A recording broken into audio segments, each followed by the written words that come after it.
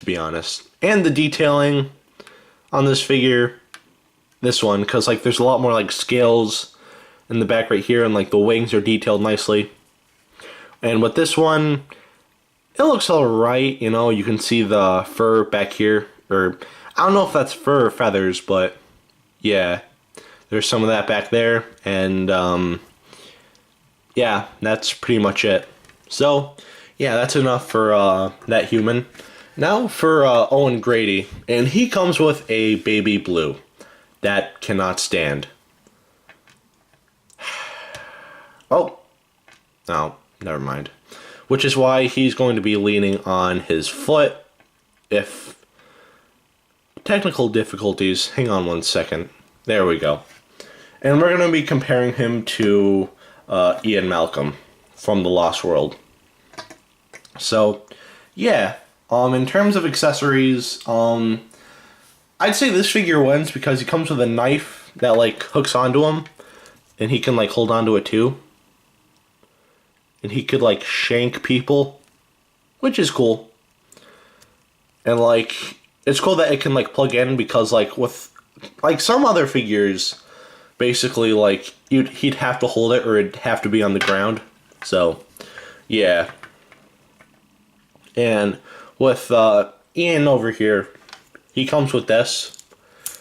And the thing I like about these figures, or not these, like these figures, is that like the accessories they come with, like they're not too crazy, except for maybe the mercenary with this cattle prod.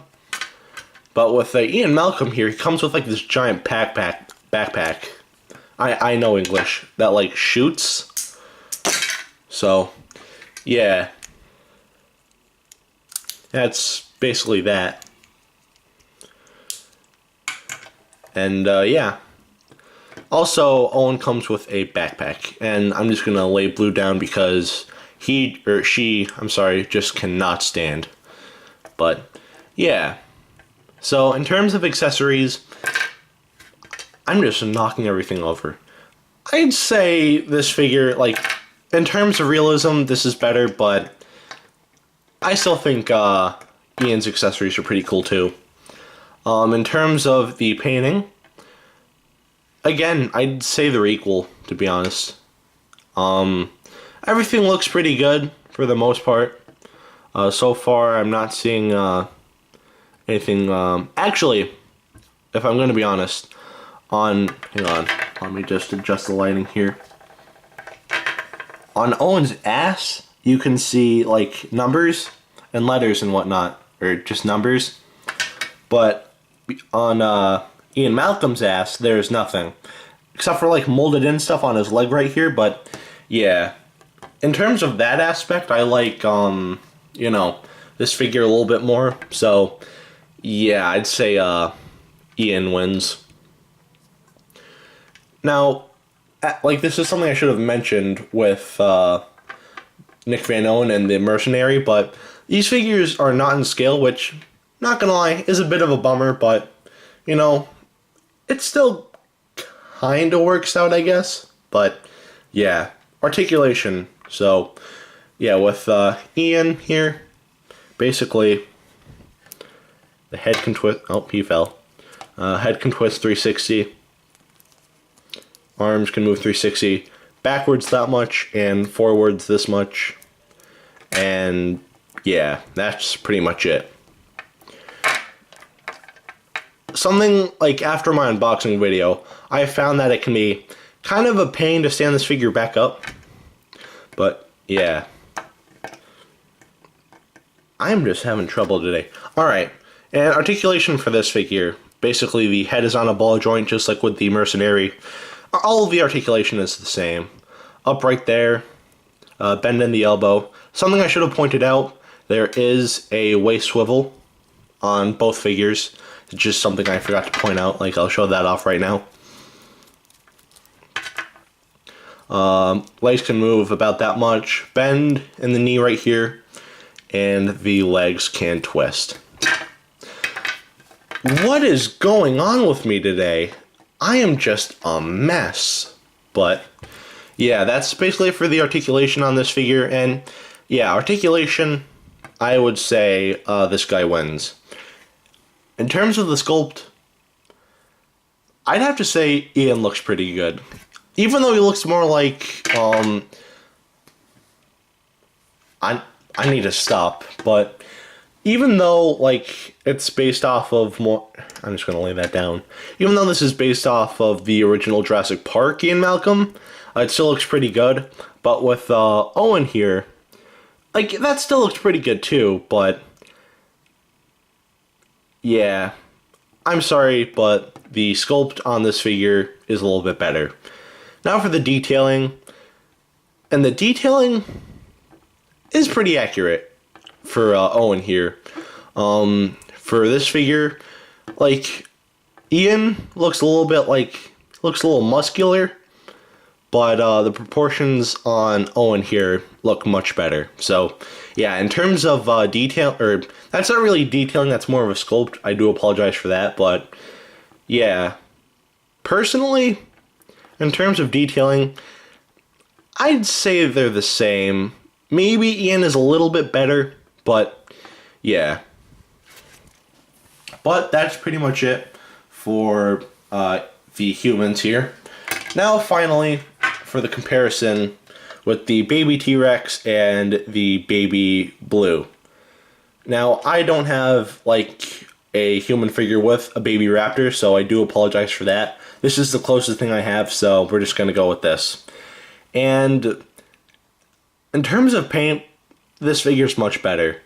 Like, this figure just feels like... it just feels kind of lazy to me, but I think the eye, like, despite how small this figure is, like, here is the head next to my finger right here. And, yeah, I'd say they did a good job painting the eye, but I'd prefer this, to be honest. Plus, like, the stripes on the back look a lot better than the streak of blue here, because, to me, that looks a little lazy. The sculpt, or not sculpt yet, articulation, there is none, sculpt. This figure right here looks a lot like Baby Blue from the trailers we've seen for Jurassic World Fallen Kingdom, but this looks a lot like the Baby Tyrannosaurus from The Lost World. Maybe a little bit less, like, accurate, but yeah, in terms of the sculpt, I'd say this figure wins. And in terms of detailing, this figure, because all of, like, the wrinkles and whatnot, it's kind of, they don't look all that great. They look more like, someone just took, like, a knife and, like, cut the figure a little. But with this figure, like, they actually sculpted in the cast right here, which is really cool. And, yeah. So that is basically it for that. And that is my comparison of the Jurassic World Mattel figures and the Kenner Jurassic Park figures. Which ones do I like more? If I'm gonna be honest, I like... I think they're both pretty good, you know? Like, I didn't have, like, too much time to think about this.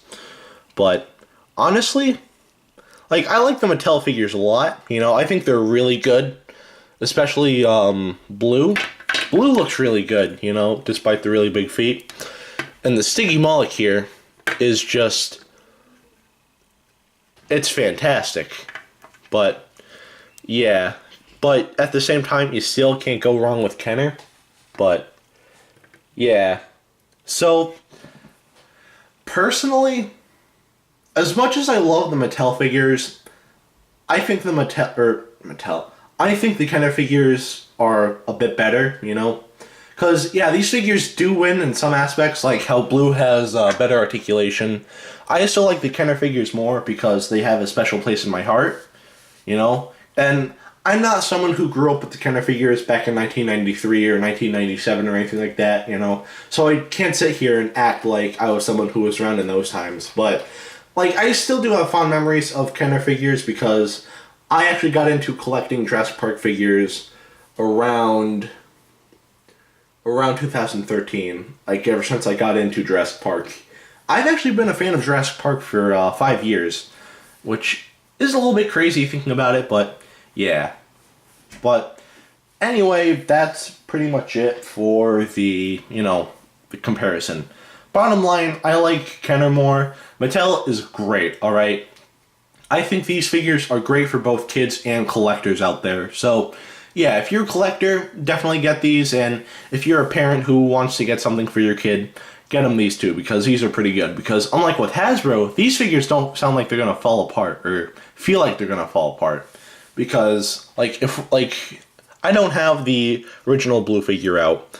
But if you were to shake that figure a little, then you would hear all the springs and all the limbs would move and whatnot, and yeah, it would just be a mess. But if I shake this around, nothing happens. I could drop it. I'm sorry if that was loud, but it won't break.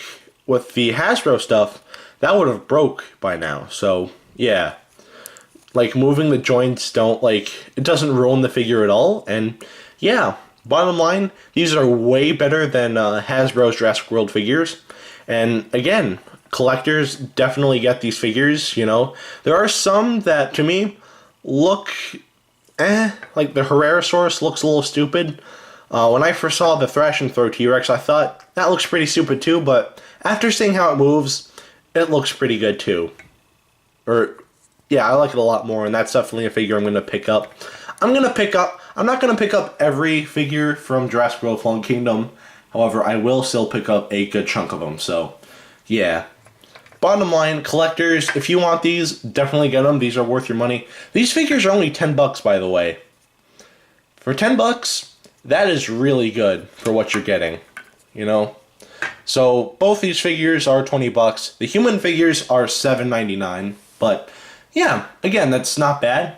But, yeah. Anyway, I've said this before and I'm going to say it again, If you're a collector, definitely get these, Skip out on a few, like the Herrerasaurus looks a little I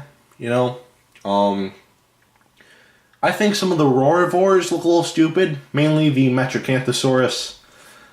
I might get that figure anyway because I actually like Metrocanthosaurus a lot. It's not my favorite dinosaur, but I still like it a lot. But, yeah. There are some that I will definitely skip out on, but I will still pick up a good chunk of these figures. So, yeah, like I said before, collectors, definitely get these. These are worth your money. And if you're a parent looking for something for your kids, or if you're someone who wants to buy something for your kids, I think these are going to be really nice, and these are going to be a lot better than what Hasbro gave us for Jurassic World. So, yeah.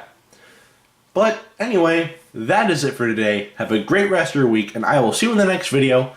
Peace, Zach out. I just want to fix blue here before. Okay, sorry, that was going to bother me, but alright. Peace, Zach out.